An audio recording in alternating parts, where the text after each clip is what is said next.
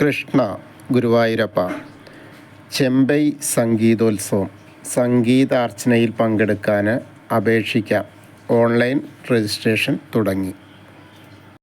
വിശ്വപ്രസിദ്ധമായ ഗുരുവായൂർ ഏകാദശിയോടനുബന്ധിച്ച് ദേവസ്വം നടത്തുന്ന ചെമ്പൈ സംഗീതോത്സവം നവംബർ 6 മുതൽ നവംബർ 21 വരെ ഗുരുവായൂരിൽ നടക്കും. ചെമ്പൈ വൈദ്യനാഥ അയ്യർ, അതായത് ചെമ്പൈ വൈദ്യനാഥ ഭാഗവതർ, കർണാടക സംഗീതത്തിലെ സുവർണ കാലഘട്ടത്തിലെ തലയെടുപ്പുള്ള സംഗീതാചാര്യനായിരുന്നു.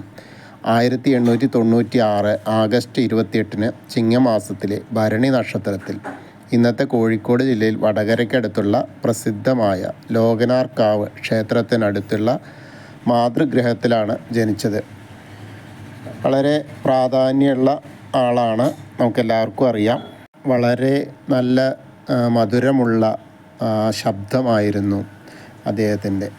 ഏകദേശം 70 വർഷത്തെ സംഗീത തപസ്സിലൂടെ കർണാടക സംഗീതത്തെ പ്രശസ്തിയിലൂടെ നടത്താനും രസികപ്രിയരിൽ ആനന്ദത്തിൻ്റെ ശ്രുതിമഴ പെയ്യിപ്പിക്കാനും ശിഷ്യഗണങ്ങളെ അറിവും വാത്സല്യവും കൊടുത്തു വളർത്താനുമൊക്കെ വിനയാന്വിതനായ ഒരു വ്യക്തിയായിട്ട് ജീവിതം നയിക്കാനുമൊക്കെ ഒരേ സമയം കഴിഞ്ഞിരുന്നു ചെമ്പൈ. ത്യാഗരാജ സ്വാമികളുടെ സമകാലീനനായിരുന്ന ചക്രതാനം സുബ അയ്യർ ചെമ്പൈയുടെ മുതുമുത്തശ്ശനായിരുന്നു. സംഗീത പാരമ്പര്യമുള്ള കുടുംബത്തിൽ ജനിച്ച ആത്മീയതയിലൂന്നിയ ജീവിതം നയിച്ച ചെമ്പൈ ഗുരുവായൂരപ്പനെ തൻ്റെ എല്ലാ ഉയർച്ചയ്ക്കും കാരണമായി കരുതിയിരുന്നു. അതാണ് അദ്ദേഹത്തിൻ്റെ ശബ്ദം പോയ ഒരു സമയത്ത് പിന്നെ ഗുരുവായൂർ വന്നിട്ട് ഭജന ഇരുന്നപ്പോഴാണ് ആ സംഗീതം, ആ ശബ്ദം വീണ്ടും കിട്ടിയത് എന്നുള്ളതാണ്. അപ്പോൾ അതിൻ്റെ ആ ഒരു സ്മരണയും കൂടി നിലനിർത്തിയിട്ടാണ് ഇന്നും നമ്മൾ ഗുരുവായൂർ ചെമ്പൈ സംഗീതോത്സവം നടത്തുന്നത്. സംഗീതാർച്ചനയിൽ പങ്കെടുക്കാൻ വേണ്ടിയിട്ട് മിനിമം 5 വർഷമെങ്കിലും കർണാടക സംഗീതം പഠിച്ചിരിക്കണം. അറിവുള്ള 10 കൃതികൾ അപേക്ഷയിൽ കാണിക്കണം. ഇവയിൽ ദേവസ്വം തിരഞ്ഞെടുക്കുന്ന കൃതി 5 മിനിറ്റിൽ ആലപിക്കേണ്ടതാണ്. രാഗം, സ്വരം, നിരവൽ അനുവദനീയമല്ല. സംഗീതാർച്ചനയിൽ പങ്കെടുക്കാൻ മിനിമം പ്രായപരിധി 10 വയസ്സ്. 2026 ജൂലൈ 1 10 വയസ്സ് തികഞ്ഞ ഹിന്ദു അപേക്ഷകർക്ക് സംഗീതോത്സവത്തിൽ പങ്കെടുക്കാം. അംഗീകൃത അവതരണ വിഭാഗങ്ങൾ താഴെ പറയാം. വായ്പാട്ട്, വ്യക്തിഗതം, സംഘം, പരമാവധി 5 പേര്. തന്ത്രിവാദ്യം, സുഷിരവാദ്യം, കീബോർഡ്, ഹാർമോണിയം എന്നിവയുൾപ്പെടെ.